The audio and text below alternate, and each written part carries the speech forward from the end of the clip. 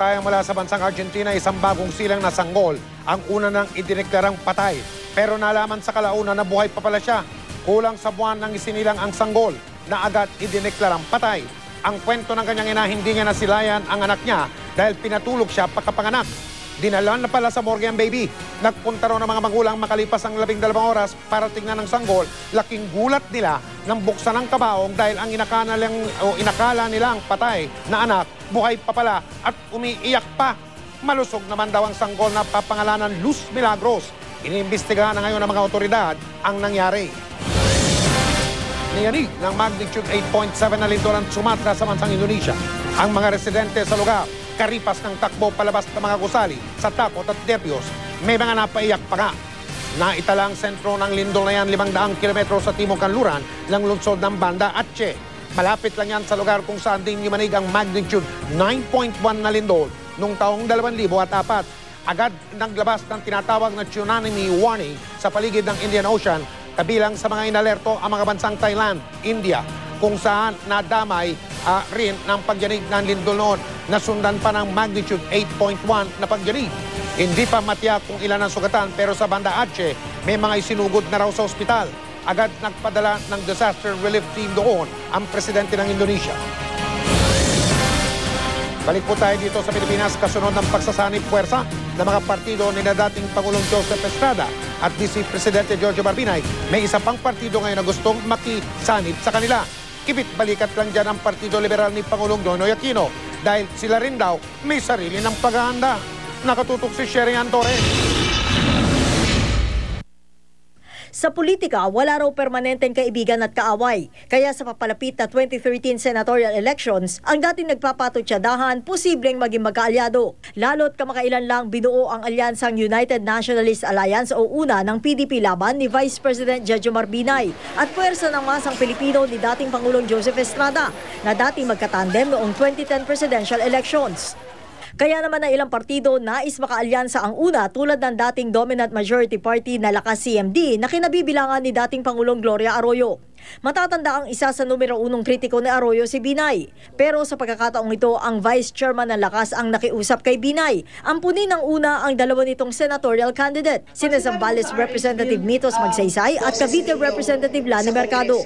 Preparasyon daw ito sa Lakas UNA merger, sabi ni Suarez. The name recall, as I've said, Magsaysay and Revilla,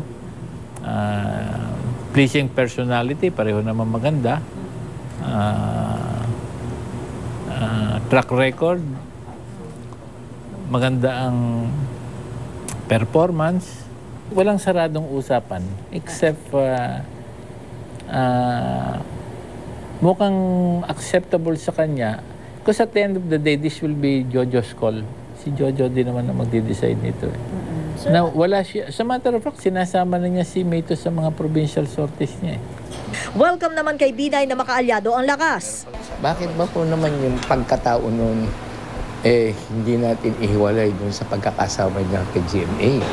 Kibit-balikat naman ang Liberal Party sa pagdikit ng Lakas CMD sa UNA. Bagaman naiintriga ang samahan ni Pangulong Noynoy Aquino na chairman ng Liberal at ng Vice Presidente. Naniniwala ang Pangulo, matibay pa rin ang samahan nila ni Binay. Handa rin daw ang Liberal na makipag-alyansa sa ibang partido. There will always be intrigues. Pero we get to talk rather regularly. At nagkakaliwag na naman kami. At pareho kami, haba na rin naman yung pinagdaanan namin, nagkakaintindihan kami ng mga obligasyon at saka mga kailangan gawin ng bawat isa tungkol doon sa mga gusto nilang habulin.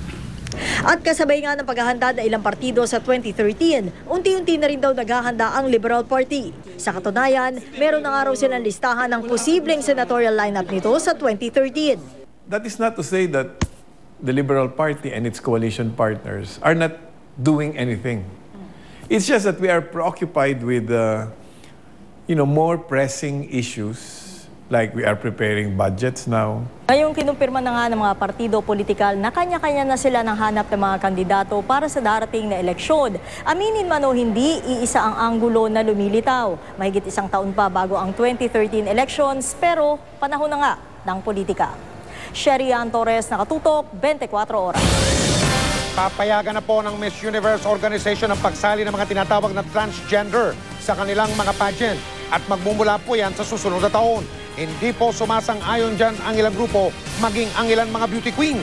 Nakatutok si Katatibayan. I am a woman.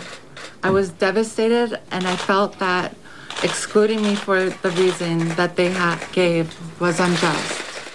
Isang linggo matapos manawagan ng 23-year-old na transgender mula sa Canada na si Jenna Talakova na linawin ng Miss Universe organization kung pwede nga siyang mag-compete sa Miss Universe beauty pageant. Formal nang inihayag ng Miss Universe organization na tatanggap na sila ng mga transgender na contestants sa susunod na taon. The Miss Universe organization has told us that the official policy is going to be changing this year so that transgender women can compete in 2013. The trials for that begin in fall of 2012.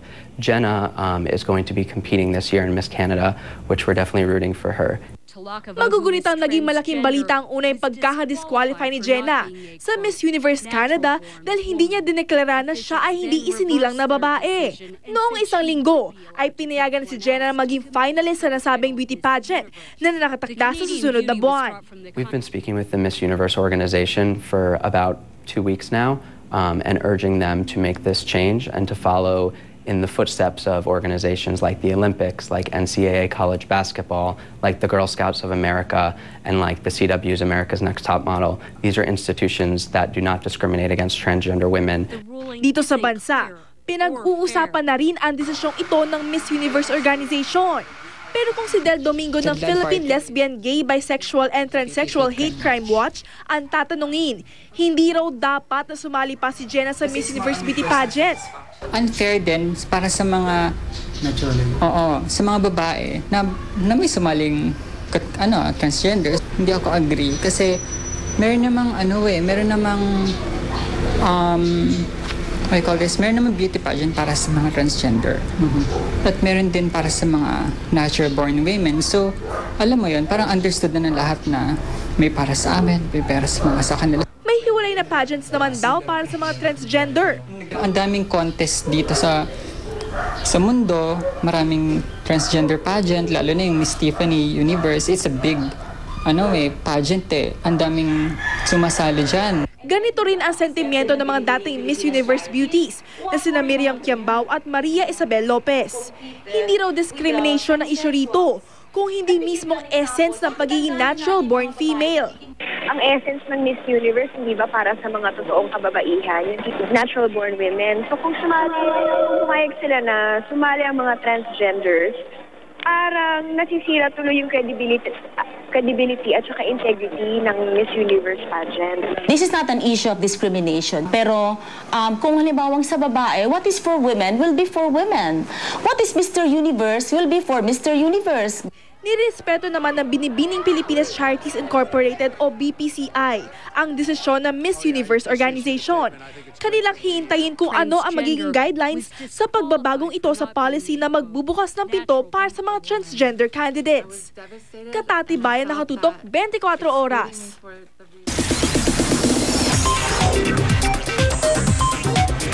Chika Minute!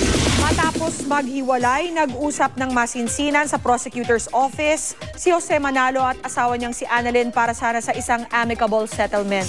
Pero imbis na magkasundo, natuloy ang demandahan. Ang report hatid ni Kata Tibayan. Pagkatapos ng 4 na buwan na walang pag-uusap at pagkikita, nagkaharap na sa San Juan Prosecutor's Office si Jose Manalo at asawang si Annalyn. Inireklamo ni Annalyn si Jose dahil sa umano'y pag-abandona sa kanilang mag-anak at pananalita ng masasakit. Sa harap ni Fiscal Dina Paulino, humiling muna ang dalawa ng isang closed-door meeting. Pero makalipas ang halos 20 minuto, isang seryosong Jose ang lumabas. Sumunod si Annalyn na mangiyak-ngiyak. Ang amicable settlement na naisanan noon ng dalawang kampo ay nauwi na sa demandahan. Unfortunately, walang nakitang resentment si Annalyn kay Jose. Wala lang mang resentment, walang pagsasorry. So, unfortunately nga, walang amicable settlement. Nagsumite na si Jose ng counter affidavit laban sa reklamo ni Annalyn. Ando na, so hindi ayaw paayos. Hindi na iniintindi kung ano, parang lahat nung kailangan kitain ko nandun, Kailangan ko rin mabuhay. Nilinaw naman ng kampo ni Annalyn ang isyong nilalayo raw ni Annalyn ang mga anak nito kay Jose. Si Jose ang hindi nakikipag-communicate sa kanyang mga anak. In fact, may letter yung anak ni Jose, anak nila, may letter na ginawa para kay Jose. Wala ngang resentment from their side. Itinanggi naman ni Jose na may iba siyang babae, kaya kasalukuyan siyang malayo sa kanyang pamilya. It's because of a third party? Wala. Namimiss sila yung daddy nila. Nandun naman lagi yan. Hindi naman mawawala yun. Diba? Yun nga, darating yung time na maintindihan nila lahat. Muling maghaharap ang dalawang kampo bago magtapos ang buwan. Inaasahan na magsusumite ang kampo ni Annalyn na reply sa counter affidavit ni Jose. Katatibayan nakatutok 24 oras. At yan po ang mga may init kong chika this Wednesday night. Tutok uli bukas for the hottest in entertainment news. Dito lang sa Chika Minute. Ako po si Tia Guanyo. Mel, Mike? Salamat, Tia. Yan po ang mga balitang aming tinutukan sa nakalipas sa 24 oras. Maraming salamat sa inyong pagtitiwala. Mula sa tahanan ng katotohanan, ako po si Mel Tiangco. Ako po si Mike Enriquez. Ito ang GMA. Walang kinikilingan, walang pinoprotektahan. Walang kasinungalingan, serbisyong totoo lamang. At dahil hindi natutulog ang balita, nakatutok kami 24 oras.